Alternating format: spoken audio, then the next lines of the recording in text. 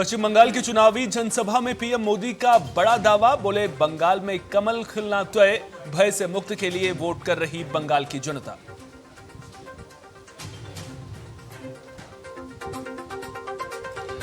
पश्चिम बंगाल में 16 जिलों की 152 सीटों पर मतदान जारी, मुर्शिदाबाद और सिलगुड़ी में जमकर मचा बवाल, कई घायल।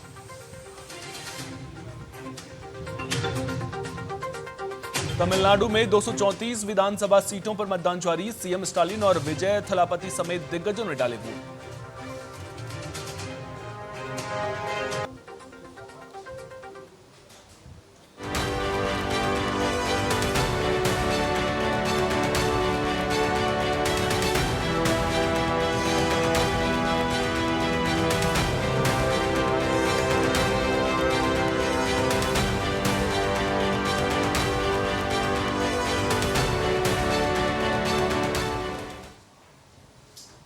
नमस्कार, बहुत स्वागत है आप सभी का टीएनपी न्यूज पर। मैं हूं आपके साथ सोहन सिंह।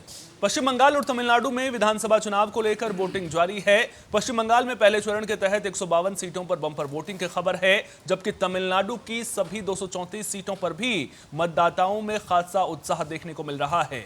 जानकारी के मुताबिक दोपहर 3 बजे तक पश्चिम बंगाल में 78.77% और तमिलनाडु में 70% वोटिंग हुई है। दोनों ही जगहों पर मतदाता पिछले रिकॉर्ड को तोड़ते हुए नजर आ रहे हैं। पश्चिम बंगाल के जिन 16 जिलों में आज मतदान हो रहा है, उनमें सबसे ज्यादा वोटिंग दोपहर 3 बजे तक दक्षिण दिनाजपुर में दर्ज की गई है, जहां 81% से ज्यादा मतदान हुआ। दोपहर 3 बजे तक मतदान की बात करें तो बंगाल के अधिकांश जिलों में दोपहर 3 बजे तक मतदान 75% से ज्यादा रहा है। राजनीतिक विश्लेषकों के मुताबिक पश्चिम बंगाल में वोटिंग के जो आंकड़े सामने आ रहे हैं, उससे ऐसा लग रहा है कि इस बार सत्तारूढ़ टीएमसी और बीजेपी के बीच सीधी फाइट हो रही है। हालांकि चुनाव के दौरान पश्चिम बंगाल के कई इलाकों से हिंसा की खबरें भी सामने आई, जहां दक्षिण दिनाजपुर में बीजेपी प्रत्याशी शुभेंदु सरकार पर टीएमसी के समर्थकों ने हमला किया। वहीं मुर्शिदाबाद में भी जमकर बवाल देखने को मिला। हुमायूं कबीर के काफिले पर पथराव किया गया। अब बात तमिलनाडु की करें, वहां भी मुख्य मुकाबला सत्तारूढ़ डीएमके और मुख्य विपक्षी पार्टी एआईएडीएमके के बीच है। आपको बता दें कि तमिलनाडु में बीजेपी का गठबंधन एआईएडीएमके के साथ है। इसके साथ ही कुछ छोटे दल भी इसमें शामिल हैं। वहीं तमिलनाडु में इस बार हीरो से नेता बने विजय की पार्टी टीवीके भी चुनावी मैदान में ताल ठोक रही है। ऐसे में तमिलनाडु में इस बार बदलाव होगा या मतदाता डीएमके सरकार पर फिर से भरोसा जताएंगे, इस बात का पता 4 मई को काउंटिंग के बाद ही चल सकेगा।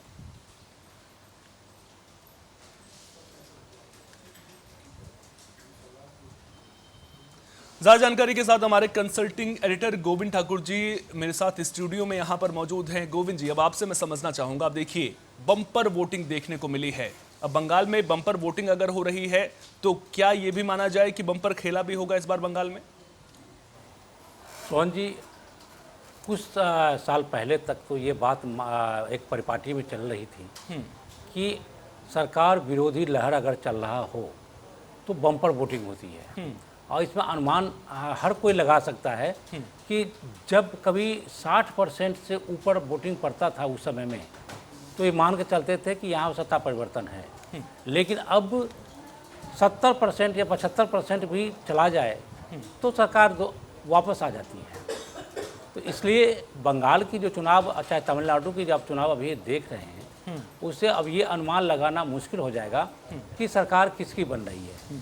सरकार वापसी कर रही है या फिर सत्ता परिवर्तन हो रहा है, ये कहना थोड़ा मुश्किल हो जाएगा। हाँ, अपनी अपनी तर्क आप लगा सकते हैं कि हाँ किसका इस बार पलड़ा भारी है, तो ग्राउंड रिपोर्ट क्या कह रहा है, कौन से मुद्दे आगे बढ़ रहे हैं, कौन से पिछड़ रहे हैं, ये आप डिस्कशन कर सकते हैं। लेकिन जनता की जो भीतर क्या चल रहा है, किस सोच के उन्होंने वोट किया है, ये थोड़ा मुश्किल हो जाएगा। हाँ, उनकी संख्या जो है काफ़ी बड़ी है, क्योंकि अब देखिए 3 बजे की जो आंकड़े के हिसाब से हम लोग जो बात कर रहे हैं, तो 80% के आसपास तक वोटिंग हो जाना मुश्किल लग रहा है मुझे। इस तरह से कितना हो सकता है? अब 6 बजे तक बंगाल में है, तो 3 घंटे का उस समय से लेकर अभी तक मान के चलिए, जब 6 बजे तक 3 घंटा बचता है तो 10% और बढ़ सकते हैं उसमें, तो 90% तक हो सकता है। तो भाई इसमें एक सवाल यही पैदा होता है। नहीं, अब आपसे एक चीज और मैं यहाँ पे समझना चाह रहा हूँ, अगर जिस तरह से आप बता रहे हैं कि अभी वोटिंग में बहुत वक्त बचा हुआ है, 90% तक अगर मतदान होता है तो वाकई में ये बहुत बड़ी उपलब्धि है। अब इसके पीछे की वजहों को जानना भी बेहद जरूरी हो जाता है, क्योंकि जब भारत में लोकसभा चुनावों को लेकर के बात की जाती है तो क्या मिलता है हमें? 40% लोग ऐसे हैं जो वोट ही नहीं डालते हैं, मताधिकार का इस्तेमाल करते ही नहीं है, जो आंकड़े सामने आते हैं। लेकिन अगर पश्चिम बंगाल में 90% वोटिंग होती है तो किसे इसका श्रेय मिलना चाहिए? जिस तरह से लगातार जागरूकता अभियान चुनाव आयोग के द्वारा चलाए जा रहे थे और एसआईआर का रोल लगातार, आपसे मैं पहले भी जिक्र करता रहा हूं, एसआईआर का रोल भी बेहद अहम हो जाता है। जिस तरह से अपात्र नाम, जो फर्जी नाम है वो हटाए गए हैं। कई बार क्या होता था कि वोटर लिस्ट जो है वो सूचित नहीं होती थी, यानी कि पूरी तरह से साफ नहीं होती थी, मृतकों के नाम भी उसमें रहते थे। अब उन नामों को भी हटाया गया है, तो वहां पर भी परसेंटेज में उसका फर्क पड़ता हुआ जरूर नजर आता है। खैर, पश्चिम बंगाल को लेकर के तो हम लगातार बात कर ही रहे हैं, लेकिन तमिलनाडु की बात करना भी बेहद जरूरी हो जाता है। अब बीजेपी और एआईएडीएमके का जो गठबंधन है, क्या आपको लग रहा है कि डीएमके को वहां पर टक्कर देता हुआ नजर आएगा? और जब हम तमिलनाडु की राजनीति की बात करते हैं तो जो केंद्र सरकार के साथ में सीधी टक्कर है, दक्षिण भाषी राज्यों का बात भी निकलकर सामने आती है, तमिल संस्कृति की बात निकलकर सामने आती है और केंद्र के साथ में सीधी फाइट रहती है, तो क्या कुछ वहां पर माहौल बनता हुआ नजर आ रहा है तमिलनाडु में, अगर मैं बात करूं? और इस बार क्या मुख्य मुद्दा केंद्र वर्सेस तमिलनाडु ही रहता हुआ नजर आ रहा है तमिलनाडु में? बिल्कुल सोहन जी, देखिए कुछ समय पहले, 15 दिन पहले तक ऐसा लग रहा था तमिलनाडु में कि इस बार तमिलनाडु में डीएमके की सरकार सत्ता के आसपास है, करीब है, लेकिन फाइट हो रही थी। क्योंकि जिस तरह से एआईडीएमके और करीब करीब 10 से ऊपर पार्टियां साथ मिलकर गठबंधन किया था, बीजेपी भी उसी में है, और काफ़ी उसमें एक तरह से कह सकते हैं कि टक्कर की स्थिति बनी हुई थी।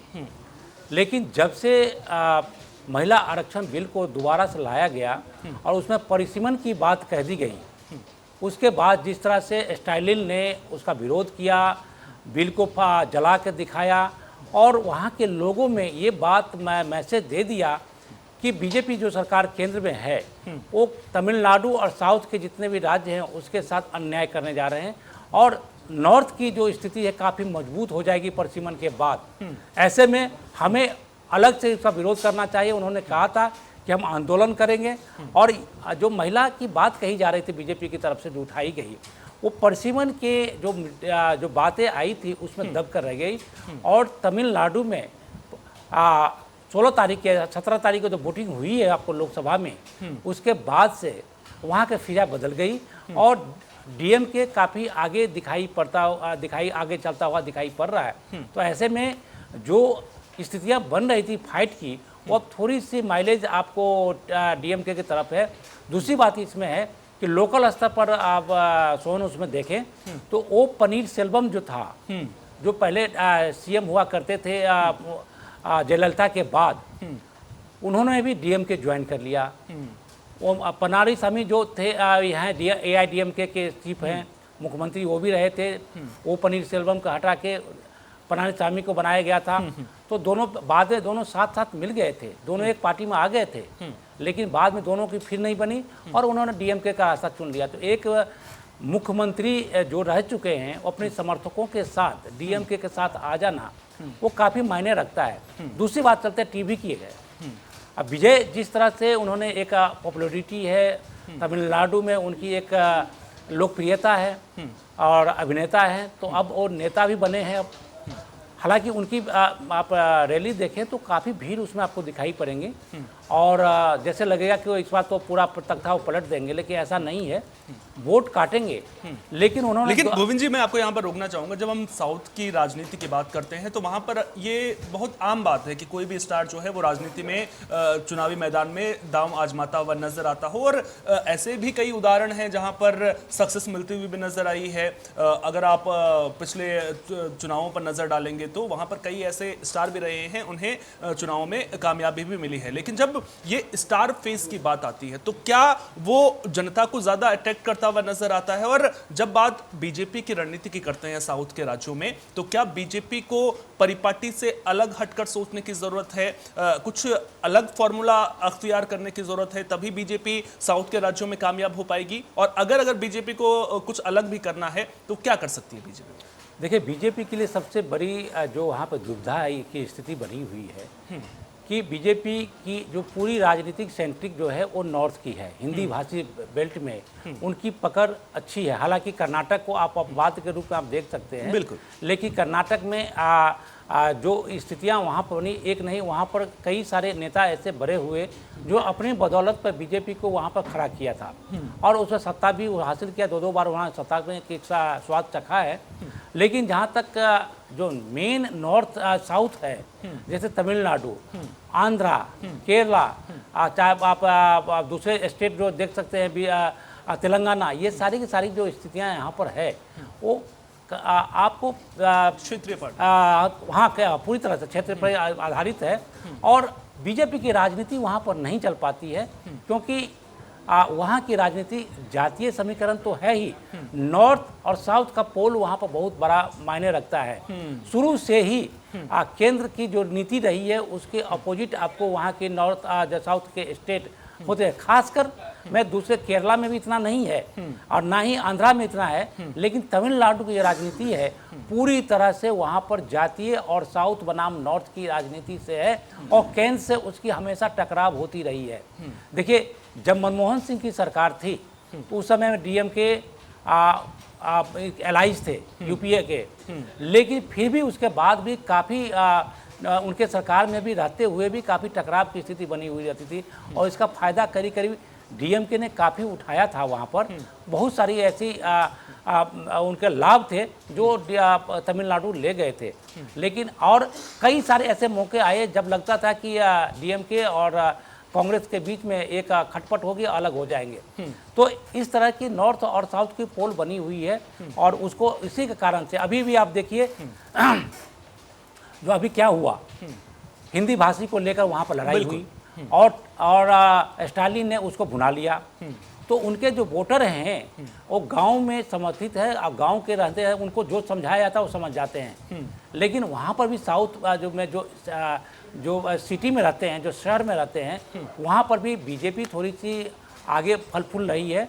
लेकिन एआईडीएमके जो जयललिता की पार्टी है, उनके विचारधारा और इनके बीजेपी की विचारधारा लगभग बहुत सारी मिलती जुलती है, तो दोनों साथ में हैं। तो ये जितने भी हैं वो भी आपको सिटी से समर्थित है, सिटी सेंट्रिक हो गए हैं।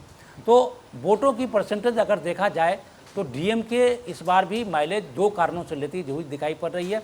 एक तो नॉर्थ साउथ वाला पुराना जो है वो उसको अपनाया हुआ है, जातीय समीकरण उतना इतना वहाँ पर सघन है कि एक एक जाति अपने अपने पार्टी बना के अलग होते हैं और सबका संगठन करके एक, यानी कि एक तरह से कह सकते हैं कि वोट बैंक जो है वो फिक्स नजर आता है। और साथ ही साथ में जब हम तमिलनाडु के चुनाव की बात करते हैं, जिस तरह से आपने भी कहा कि दक्षिण वर्सेस उत्तर का जो मुद्दा वहां पर है, उसको लेकर के जो क्षेत्रीय पार्टियां हैं वो बीजेपी के खिलाफ माहौल बनाती हुई भी नजर आती हैं और इसका फायदा उन्हें चुनावों में मिलता हुआ भी नजर आता है। चर्चा लगातार जारी रखेंगे, लेकिन गोविंद जी, अब जब पश्चिम बंगाल की राजनीति की हम बात करते हैं, हिंसा के खबरें लगातार अभी भी सामने आ रही हैं। चुनाव आयोग के द्वारा तमाम तैयारियां भी जरूर की गई थी, लेकिन जब इस तरह की घटनाएं लगातार सामने आती हैं तो कितना इम्पैक्ट चुनाव पर पड़ता हुआ इसका नजर आता है। और जिस तरह से आरोप प्रत्यारोप की राजनीति भी लगातार शुरू हो चुकी थी चुनावों से पहले ही, और वो चुनाव के बाद भी लगातार जारी रहेगी, तो मतदान पर कितना इसका इम्पैक्ट पड़ता हुआ नजर आता है। और क्या चुनाव आयोग के द्वारा जो तैयारियां की गई थी खासतौर पर वो पुख्ता नजर आ रही हैं, क्योंकि पहले जिस संख्या में मामले सामने आते थे उतने मामले अभी सामने नहीं आ रहे। देखिए सोना, इसमें दोनों बातों को लेकर आपको चलना पड़ेगा, क्योंकि चुनाव आयोग के जो इंतजामात है वो पूरी पुख्ता है, ये दावा भी उनकी तरफ से की गई है। और साथ साथ में जो वहाँ पर डिप्लॉयड किए गए हैं, आप उससे पहले भी हम लोग बातचीत कर रहे थे कि 2400 से ऊपर का जो कंपनियां हैं वहाँ पर सीआरपीएफ के और जो सेंट्रल फोर्सेज हैं उसको लगाए गए हैं। इसके साथ साथ में लोकल पुलिस है और प्रशासन है। इसके बावजूद भी बंगाल में अभी तक जो जानकारी है उसके हिसाब से 10 जगह पर झड़पें हुई हैं, एक मृत्यु भी हुई है और कई सारे लोग घायल भी हुए हैं। तो ये इस तरह की घटना जो घटी है बंगाल के लिए एक आम बात है, क्योंकि इस बार बहुत कम घटना घटी है। सौभाग्य की बात है हम लोगों के लिए, बिल्कुल अच्छी बात है। हाँ, जो अच्छी बात है, लोकतंत्र में सिर्फ वोट की राजनीति होनी चाहिए, चोट की राजनीति नहीं होनी चाहिए।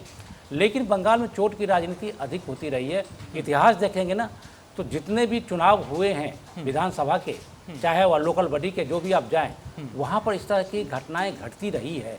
और वहाँ पर आप देखेंगे कि लोकतंत्र के हिसाब से नहीं, सरकार बनाने के हिसाब से भी कम, लेकिन आपसी दुश्मनी जैसा वहाँ पर एक माहौल हो जाता है। और ये माहौल तब से हुआ है जब से बंगाल में लेफ्ट ने सरकार का मतलब संभालना शुरू किया 1977 जब ज्योति बसु मुख्यमंत्री हुए, उसके बाद भट्टाचार्य भी हुए। लेकिन इन दोनों के समय में वहाँ पर जो कैडर राज की व्यवस्था बनाई गई थी। कैडर राज का मतलब हो गया कि वहाँ पर हर मोहल्ले हर चौराहे पर एक क्लब हुआ करता था, उसके सारे मेंबर होते थे और उस एरिया आपको क्लब, सरकारी दफ्तर नहीं, क्लब के हिसाब से चलता था कि यहाँ पर कौन सा काम होगा, यहाँ कौन सा काम नहीं होगा। और इसका इम्प्लीमेंट करने की जो जिम्मेवारी होती थी वहाँ के लोकल लीडर की होती थी। सरकारी अधिकारी सिर्फ साइन करते थे किसी भी फाइल पे। तो आज भी वही परिपाटी बनी हुई है टीएमसी के समय में भी। तो हिंसाएं जो हो रही है वो इस तरह से रुकी नहीं है। जब हिंसा का जवाब हिंसा में देकर टीएमसी ने वामपंथियों को वहाँ से अलग कर दिया बंगाल से, अब वो खुद है यहाँ पर है। इनके भी आंकड़े निकालेंगे तो काफ़ी आरोप हैं इन पे कि यहाँ पर बीजेपी के बहुत सारे कार्यकर्ताओं के साथ इनके गंभीर चोटें हैं, हत्याएं के भी आरोप लगे हुए हैं। और इनके भी तो कहना यह है कि बीजेपी के जो कार्यकर्ता हैं उन्होंने भी ऐसे क्या किया है। यानी कुल मिलाकर अगर देखा जाए तो हिंसा को लेकर के चाहे वो बीजेपी हो चाहे वो टीएमसी हो, दोनों ही एक दूसरे पर ठीकरा फोड़ते हुए जरूर नजर आते हैं। लेकिन गोविंद जी, खास बात यहाँ पर यह है ना कि चुनाव आयोग ने चुनाव के दौरान ही जब पहले चरण की वोटिंग हो रही है इसको लेकर के संज्ञान भी लिया है और ये भी कहा है कि हम जो भी फुटेज सामने आ रहे हैं, क्योंकि देखिए फुटेज चल रहा है उसमें साफ दिख रहा है कि कौन डंडे लेकर के बरसाता हुआ नजर आ रहा है, कौन पत्थर बरसाता हुआ नजर आ रहा है, कि हम फुटेज के जरिए भी जो है उपद्रवियों की पहचान करेंगे और कड़ी कार्रवाई करेंगे। अब आपसे मैं ये चीज समझना यहां पर चाहता हूं कि जब दूसरे चरण का चुनाव होगा 29 तारीख को, उससे पहले अगर एक्शन होता है तो फिर दूसरे चरण में जो अभी भी छिटपुट हिंसा की घटनाएं सामने आ रही हैं वो भी पूरी तरह से बंद होगी। अगर चुनाव आयोग के द्वारा उससे पहले सख्त कार्रवाई की जाती है, एक मैसेज जरूर जाएगा जनता के बीच में। और खासतौर पर अगर डर का माहौल किसी में होना चाहिए तो वो उपद्रवियों में होना चाहिए, और वो माहौल तभी पैदा होगा डर का उपद्रवियों में जब एक्शन देखने को मिलेगा। देखिए, पूरी तरह से उपद्रवी जो हैं वो उपद्रव करेंगे ही करेंगे, क्योंकि उनकी एक मंशा बन चुकी है। एक मैं पहले भी बता रहा था सोहन कि ये चुनाव में इस तरह से उन्माद के साथ चुनाव लड़ते हैं कि सामने वाला मेरा दुश्मन है और हमें इसको ख़त्म करना है, चाहे वोट के जरिए ख़त्म करे या भी चोट के जरिए ख़त्म करे। तो वहाँ पर जो लाठी डंडे, चाहे देसी पिस्तौल, बम, ये सब आम बात है और इसको डरा के वो वोट का कैप्चरिंग करते हैं वहाँ पर। लेकिन सेंट्रल फोर्सेज काफ़ी हैं, प्रशासन है। इस बार चुनाव आयोग ने पूरी मुस्तैदी के साथ, चाहे उनकी मंशा जो भी हो, देखिए विपक्ष के आरोप लग रहे हैं कि चुनाव आयोग पूरी तरह से बीजेपी को साथ दे रही है और उसी के हिसाब से सारी रणनीति बनाई गई है। हम ऐसा नहीं कहते, हम ये कह रहे हैं कि पूरी तरह से चुनाव आयोग एक मुस्तैद होके एक अमन चैन के साथ वो वोटिंग करवाए और सही सही उनकी गिनती करे, यही हम लोग मान के चल रहे हैं। लेकिन हम विपक्षी के तौर पर जरूर उनके तरफ आरोप लग रहे हैं कि जितने भी आज तक इतने सेंट्रल फोर्सेज वहाँ पर डिप्लॉयड कभी नहीं हुए, किसी भी चुनाव में नहीं हुए थे। बावजूद इसके इस तरह की जो आप देख रहे हैं फुटेज में, आप देख रहे हैं, वीडियो देख रहे हैं, तो मतलब ये है कि इतना होने के बाद उनको डर नहीं है।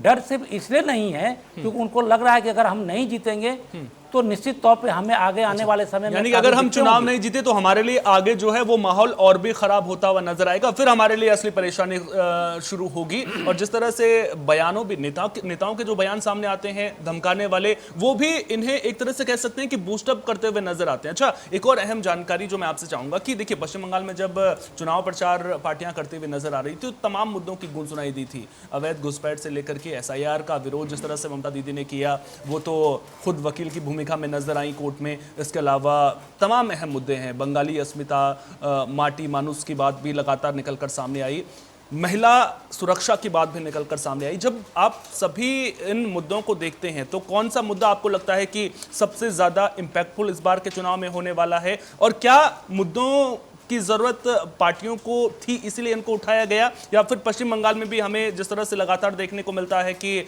वोट बंटे हुए नजर आते पहले ही कि कौन किसका वोटर है, उसका इंपैक्ट जो है वो ज्यादा पड़ता हुआ नजर आएगा अगर तुलना करेंगे आप चुनावी मुद्दों को लेकर के? सोहन जी, हम चुनावी मुद्दे पर नहीं जाकर सबसे अगर आप कहते हैं कि आखिर कौन सा कारण है जो वोट किस कारण से इतने पड़ रहे हैं, उस पर सिर्फ आप जाइए कि देखिए बीजेपी की तरफ से जो मुद्दे उठाए गए हैं घुसपैठ के, भ्रष्टाचार के और राष्ट्रीयता की, और जो दूसरी तरफ सब देखें टीएमसी की तरफ से ये है कि बाहरी बनाम बंगाल की, और उनका कहना है कि हमने बंगाल के लिए निचले स्तर पे, ग्रामीण स्तर पे हमने बहुत काम किए हैं। कई सारे योजनाएं जो लागू की गई है, अनाज देना, 1500 रुपये प्रत्येक महिलाओं को देना, और इस तरह की कई सारी ऐसी चीज़ें, बिजली का थोड़ा कम करना, इस तरह के छोटे छोटे जो है ममता बनर्जी ने अपने वोट बैंक बढ़ाने के लिए बहुत सारी सुविधाएं अपने जो वोटरों को दिया है, यानी कि बंगाल को दिया है। लेकिन केंद्र सरकार की जो बीजेपी की जो नीति है उसमें आगे बढ़ने की थी। उन्होंने ये बात कही कि हम 3,000 रुपये देंगे, इसके बाद बहुत सारी योजनाएं हम देंगे। अभी प्राइम मिनिस्टर जो आप देख रहे हैं कि नदिया से उन्होंने जो भाषण दिया था उसमें 10 गारंटी उन्होंने गिनवाया है। तो सारी बातें हैं जो कि अट्रैक्ट करवा रहे हैं अपने अपने तरीके से, अपने अपने तरफ के झुकाव करने के लिए। लेकिन अगर आप पूछते हैं तो मैं कहूँगा कि यहाँ पर जो है बीजेपी के संगठन यानी आरएसएस के संगठन प्लस ध्रुवीकरण सबसे मेन मुद्दे हैं, और इसी के रणनीति के तौर पर बीजेपी आगे बढ़ रही है और अपने वोट बैंक को इसी लिहाज कर रही है कि जिससे को वोट पड़े। बीजेपी को कितनी कामयाबी मिलती है ये देखने वाली बात होगी। अच्छा, आखिर में मैं कम शब्दों में आपसे एक सवाल का जवाब अब जानना चाहता हूं। अगर आप पहले चरण के चुनाव के अब तक के रिपोर्ट कार्ड पर नजर डालें तो वोट किसे आप देख रहे हैं कि ज्यादा पड़ता हुआ नजर आ रहा है? देखिए, ये कहना थोड़ा सा मुश्किल हो रहा है क्योंकि अब ये परसेंटेज देखना पड़ेगा कि किस क्षेत्र में सबसे अधिक वोटिंग हुई है, क्योंकि हम तो अभी ओवरऑल देख रहे हैं जो 78% हो गए हैं। अभी 2 घंटे के समय बचे हुए हैं, उस समय में अब तो 1 घंटे का बचा हुआ है या आधे घंटे का होगा, 6 बजे खत्म हो जाएंगे। तो इसके हिसाब से अगर देखा जाए तो अब ये परसेंटेज मतलब नहीं रखता है। परसेंट ये होता है कि देखिए 2 कारण से ये हुआ है, एक मिनट कह देता हूँ कि दोनों पार्टियों को लगता है क्योंकि सीधी फाइट हो रही है बीजेपी और टीएमसी के बीच में, बाकी किसी के 2% 1% वोट आएंगे, सीधी फाइट है और ये अस्तित्व की लड़ाई चल रही है। तो हर जो जिस मानसिकता के लोग हैं, जिस विचारधारा के लोग हैं, उनको लग रहा है कि हमारा वोट गिरना ही चाहिए और हम किसी को वोट को गिरा कर ही रहेंगे, इसलिए वोट परसेंट इतना बढ़ रहे हैं। और जिस तरह से एसआईआर किए गए हैं, एसआईआर में जितने भी इधर उधर के नाम थे उसको छांट दिए गए हैं, जब जो मृत्यु हो गए जैसे आपने बताया, मैं उधर नहीं जाऊँगा। तो ये परसेंटेज बढ़ने का एक यही कारण है। और जो परसेंटेज जितना बढ़ेगा, पहले कहा था कि अब विरोधी लहर होगी और सत्ता परिवर्तन हो जाएगा, लेकिन वो परिपाटी अब जो है बदलती हुई नजर आती है। हाँ। और उसका हमें एग्जांपल बिहार में भी देखने को मिला था। बहुत बहुत शुक्रिया गोविंद जी तमाम जानकारी साझा करने के लिए। तो बंगाल में बम्पर वोटिंग देखने को मिल रही है, लेकिन बड़ा सवाल यहां पर यह है कि जो अस्तित्व की लड़ाई इस बार बंगाल में बीजेपी और टीएमसी लड़ रही है, आखिर उसमें जीत किसकी होगी? फिलहाल के लिए इतना ही। लगातार बने रहिए टीएमपी न्यूज के साथ। नमस्कार।